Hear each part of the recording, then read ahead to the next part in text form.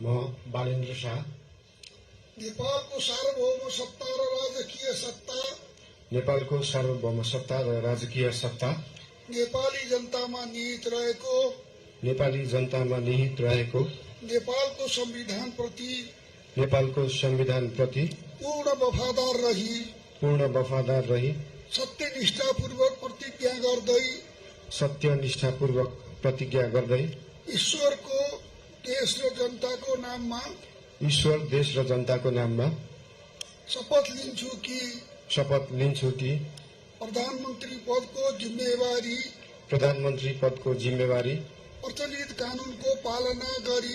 प्रचलित कानूनको पालना गरी मुलुक र जनताको भलो चिताई कसैको डर नमानी पक्षपात नगरी पूर्वाग्रह वा खराब भावना नलिई इमानदारीका साथ गर्नेछु र आफ्नो कर्तव्य पालनको सिलसिलामा